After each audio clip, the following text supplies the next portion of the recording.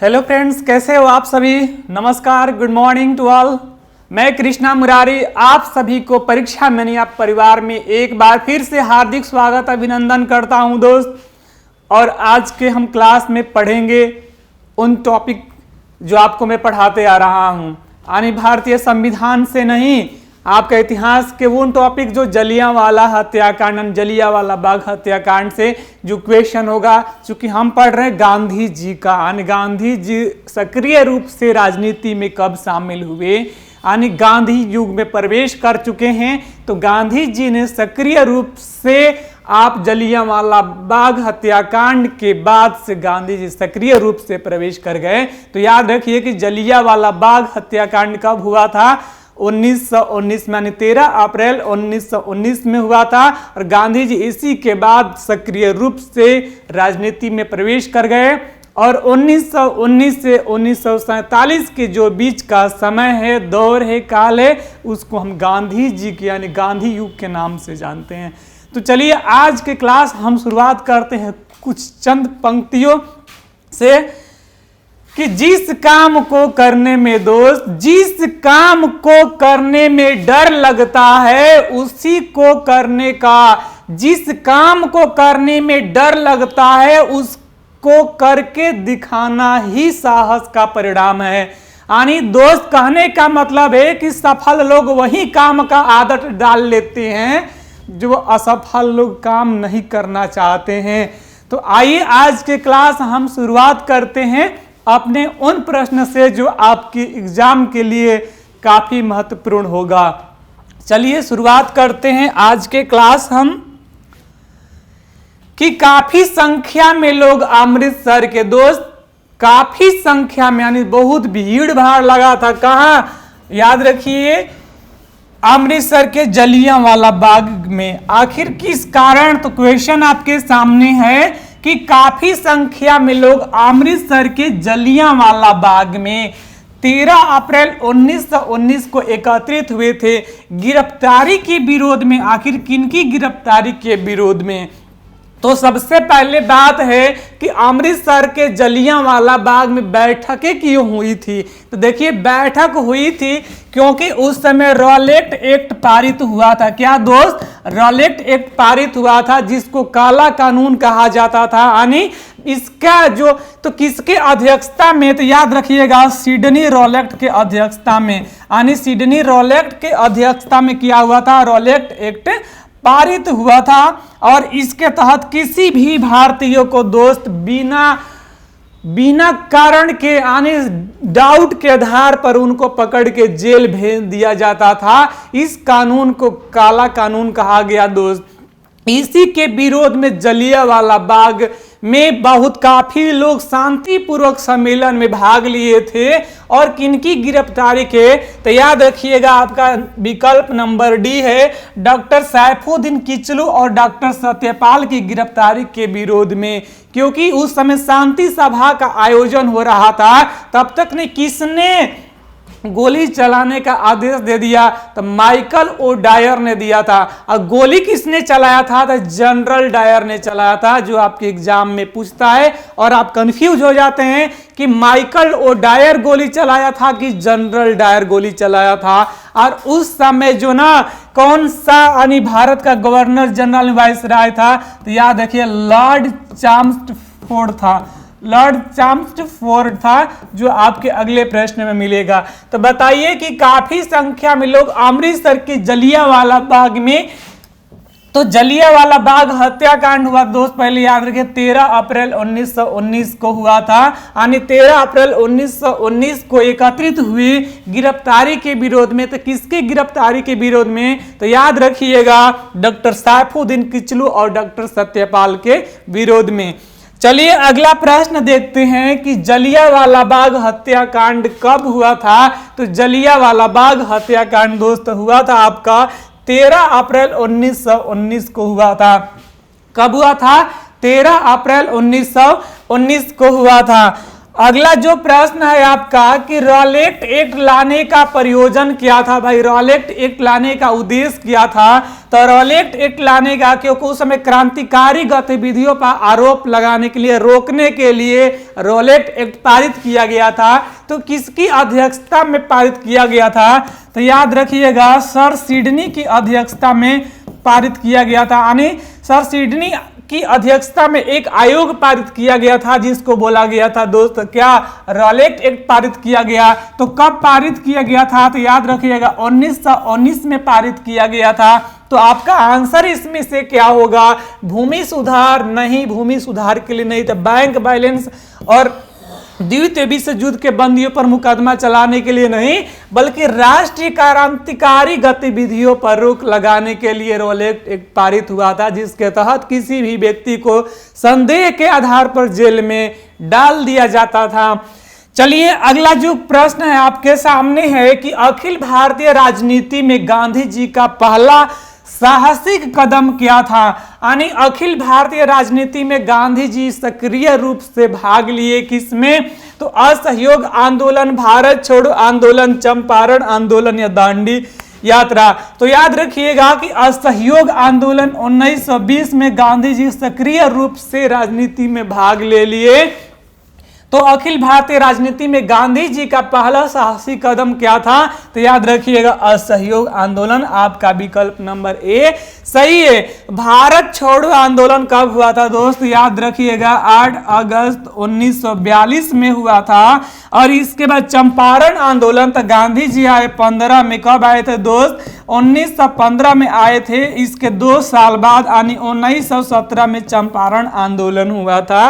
और दांडी यात्रा कब शुरुआत की है। तो याद रखिएगा 12 मार्च 1930 में किए थे और दांडी पहुंचे थे 6 अप्रैल आपका 1930 में। कितने व्यक्ति के साथ पहुंचे थे, 78 व्यक्ति के साथ पहुंचे थे, जो 24 दिन लग गया पहुंचने में, इतना याद रखिएगा। अगला जो क्वेश्चन है आपके सामने है कि निम्नलिखित में से किसके विरोध में रविंद्रनाथ टैगोर ने अपने नाइटहुड का त्याग कर दिया। यानी नाइटहुड उस समय दोस्त उनको उपाधि दिया गया था, किनको, आर्यन टैगोर को, यानी रविंद्रनाथ टैगोर को। याद रखिएगा कि जो भारत का जो राष्ट्रीय गान है जन गण मन, इसकी भी रचयिता कौन है दोस्त, रविंद्रनाथ टैगोर है, आर्यन टैगोर है। तो बताइए कि किसके विरोध में आर्यन टैगोर ने अपनी नाइटहुड की यानी उपाधि त्याग दिया। तो रॉलेट एक्ट या फिर Jallianwala Bagh, Simon commission, Cripps mission. तो याद रखिए आपका आंसर हो जाएगा बी नंबर, जलियांवाला बाग हत्याकांड के समय दोस्त रविंद्रनाथ टैगोर ने अपना नाइटहुड की उपाधि त्याग दी। और उसी समय जब गांधी जी भी आए थे 1915 में भारत में जब पहली बार, तो गांधी जी ने भी थोड़ा सहयोग किए कि इनको अंग्रेजों के लिए ताकि ब्रिटिश, क्योंकि उस समय भारत में प्रथम विश्व युद्ध चल रहा था, तो भारतीयों को सक्रिय किए थे कि भाग लिया जाए। लेकिन उस समय ब्रिटिश वाला खुश होकर गांधी जी का एक उपाधि दिया था, जिसको बोलते हैं दोस्त कैसर ए हिंद की उपाधि। कौन सा उपाधि दिया था, कैसर ए हिंद की उपाधि। और गांधी जी ने भी कैसर ए हिंद की उपाधि लौटा दी है, इतना याद रखिएगा। तो याद रखिए रॉलेट एक्ट पारित कब हुआ था। तो 1919 में पारित हुआ। साइमन कमीशन जो है भारत में आया था, तो इसकी गठन 1927 में हुआ था, 1927 में हुआ था। और भारत पहुंचा था दोस्त, याद रखिएगा 1928 में।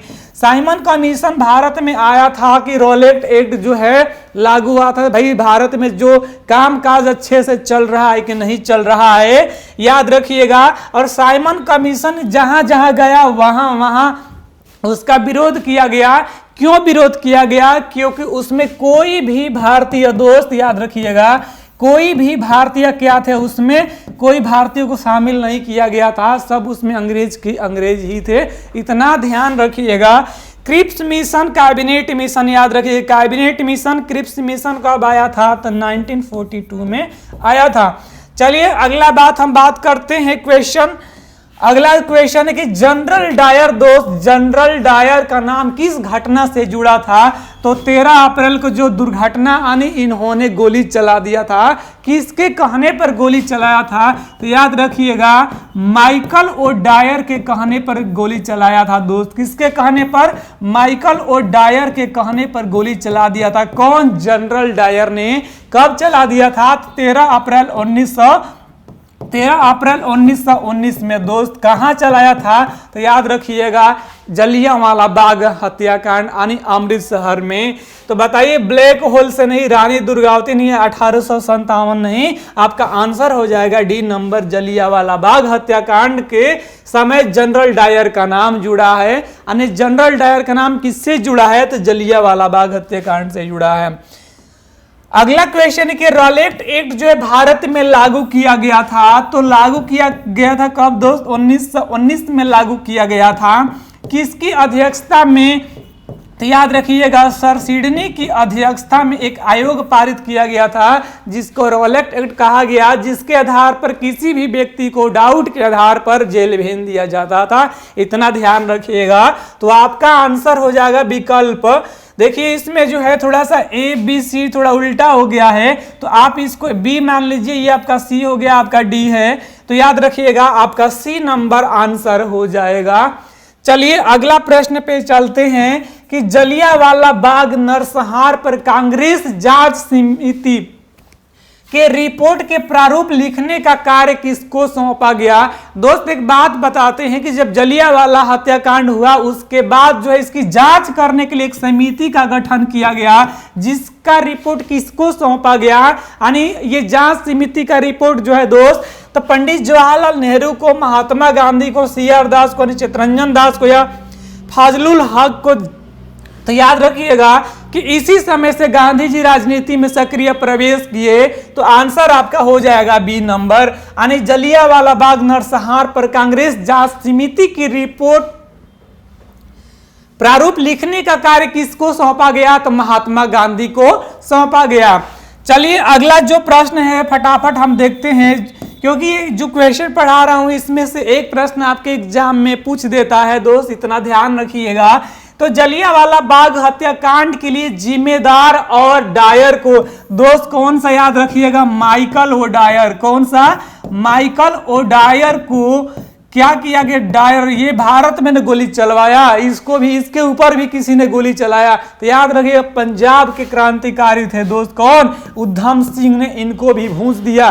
कहां जाके? इंग्लैंड में जाके। याद रखिएगा कहां जाके? इंग्लैंड में यानी लंदन जाके इनको भी भूंस दिया। कहां? कब? तो 1940 में। ये भारत पर गोली चलाना, इन्हीं के ऊपर गोली चला के इनका भी काम तमाम कर दिया। तो याद रखिएगा कि जलियांवाला बाग हत्याकांड के लिए जिम्मेदार और डायर को निम्न में किसने मारा था? उधम सिंह ने। कब? तो 1940 में लंदन में जाके गोली मारा था। इतना भारतीय वासियों को जोश होता है दोस्त, यदि जोश ना यदि कंट्रोल में रखते हैं, यदि होश खो देना तो पता नहीं क्या से क्या कर देंगे हमारे देश की सेना। चलिए बात करते हैं अगला प्रश्न पे हम कि जलियांवाला बाग हत्याकांड के विरोध में वायसराय की कार्यकारिणी परिषद की सदस्यता से किसने इस्तीफा दे दिया था? तो आपके सामने विकल्प है महात्मा गांधी, रविंद्रनाथ टैगोर, जमनालाल बजाज, शंकर नायर। तो याद रखिएगा कि जलियांवाला बाग हत्याकांड के विरोध में वायसराय की कार्यकारिणी परिषद की सदस्यता से शंकर नायरन ने क्या किया दोस्त? अपना शंकर, आपका विकल्प नंबर डी आंसर होगा, सदस्यता से इस्तीफा दे दिया। चलिए अगला प्रश्न पे बात करते हैं हम कि 1919 में जो जलियांवाला बाग हत्याकांड हुआ था, यानी जलियांवाला बाग हत्याकांड कब हुआ था? 1919 में हुआ था। उस समय भारत के वायसराय कौन था? यानी याद रखिएगा कि लॉर्ड चेम्सफोर्ड था दोस्त। कौन था? यानी भारत के वायसराय 1919 में कौन था? लॉर्ड चेम्सफोर्ड था। चलिए अगला क्वेश्चन हम देखते हैं हंटर आयोग दोस्त, यानी हंटर आयोग की नियुक्ति। देखिए कोई भी आयोग तब होता है ना जब वो घटना घट जाती है, बिना घटना। तो जलियांवाला बाग हत्याकांड हुआ था दोस्त 13 अप्रैल 1919 को हुआ था। और इसी की जांच के यानी इसको जांच के जो दिया गया कौन सा आयोग बना गया था उसका नाम है दोस्त हंटर आयोग। तो हंटर आयोग की नियुक्ति कब की गई थी? जलियांवाला बाग हत्याकांड के बाद। यानी जलियांवाला बाग हत्याकांड के बाद दोस्त कौन सा नियुक्ति की गई, किस आयोग का गठन किया गया था? तो ये कौन सा आयोग का? तो याद रखिएगा हंटर आयोग का गठन किया गया था। चलिए अगला जो क्वेश्चन है कि जलियांवाला बाग कत्लेआम किस शहर में हुआ था? आखिर जलियांवाला बाग भारत के किस राज्य में है? तो याद रखिएगा पंजाब के अमृतसर में। दोस्त कहां? पंजाब के अमृतसर में एक घटना घटी थी जिस पर निहत्थे लोग पर क्या किया था? तो माइकल ओडायर ने जनरल डायर से गोली चलवा दिया था। इसी को दोस्त बोलते हैं जलियांवाला बाग हत्याकांड, जो अमृतसर शहर में स्थित है। अगला जो क्वेश्चन है दोस्त कि महात्मा गांधी ने खिलाफत आंदोलन, दोस्त खिलाफत आंदोलन की भी शुरुआत 1919 में ही हुआ था, इतना याद रखिएगा। क्योंकि चलिए तो महात्मा गांधी ने खिलाफत आंदोलन का समर्थन क्यों किया था? तो खलीफा के क्रांतिकारियों को शरण दी थी। गांधी जी ने अंग्रेजों के खिलाफ अपने आंदोलन में भारतीय मुसलमानों का सहयोग प्राप्त करना चाहा था या चाह रहे थे। खलीफा ने भारत के स्वतंत्रता आंदोलन का समर्थन किया या खलीफा गांधी जी के अच्छे मित्र थे? तो दोस्त आपका आंसर एक्यूरेट आंसर सही होगा कि गांधी जी ने अंग्रेजों के खिलाफ अपने आंदोलन में भारतीय मुसलमानों का सहयोग प्राप्त करना चाहते थे। चलिए अगला क्वेश्चन हम देखते हैं कि इस मिसाल में हम मुसलमानों को हिंदुओं से भिड़ा नहीं पाए। इस मिसाल में हम मुसलमानों को हिंदुओं से भिड़ा नहीं पाए। निम्नलिखित में से कौन सी घटना है जो एचिसिन के इस कथन का संबंध है? यानी एचिसिन ने किसके संबंध में यह बात कहा था? तो याद रखिएगा कि सीधे आपका कि चंपारण सत्याग्रह में 1857 का विप्लव में या खिलाफत और असहयोग आंदोलन के दौरान या 1942 की अगस्त क्रांति। तो आपका 100% दोस्त आंसर जो होगा कि खिलाफत और असहयोग आंदोलन के समय एचिसिन का कथन है कि इस मिसाल में हम मुसलमानों को हिंदुओं से भिड़ा नहीं पाए। चलिए अगला जो क्वेश्चन है दोस्त, प्रश्न है कि वर्ष 1919 में अखिल भारतीय खिलाफत सम्मेलन का कौन सा अखिल भारतीय खिलाफत सम्मेलन का अध्यक्ष किसे चुना गया था? क्योंकि गांधी जी भारतीय मुसलमानों से सहयोग प्राप्त करना चाहते थे। आपका आंसर एक्यूरेट हो जाएगा महात्मा गांधी को। यानी वर्ष 1919 में अखिल भारतीय खिलाफत सम्मेलन का अध्यक्ष किसे चुना गया था? तो याद रखिएगा महात्मा गांधी को चुना गया था। अगला क्वेश्चन है कि भारतीय राष्ट्रीय कांग्रेस ने पहला असहयोग आंदोलन यानी पहला असहयोग किस वर्ष में शुरू किया था? तो पहला असहयोग जो है ना 1920 में शुरू किया था, इतना याद रखिएगा। यानी आपका विकल्प नंबर सी 100% सही है। अगला क्वेश्चन चलते हैं हम कि किसने असहयोग आंदोलन के दौरान यानी किसने असहयोग आंदोलन के दौरान अपनी वकालत छोड़ दी? दोस्त बताइए। यानी असहयोग आंदोलन कब हुआ था? 1920 में हुआ था। और इस समय जो है किसने अपनी वकालत ही छोड़ दिया? महात्मा गांधी ने, तेज बहादुर या मदन मोहन मालवीय, चित्तरंजन दास। तो याद रखिएगा आपका विकल्प नंबर डी सही है। चित्तरंजन दास ने दोस्त अपनी वकालत छोड़ दिए कब? असहयोग आंदोलन के दौरान। और आगे चल के दोस्त 1923 में इन्होंने किस पार्टी की यानी स्वराज पार्टी की स्थापना की है? कौन? चित्तरंजन दास और मोतीलाल नेहरू ने मिलकर।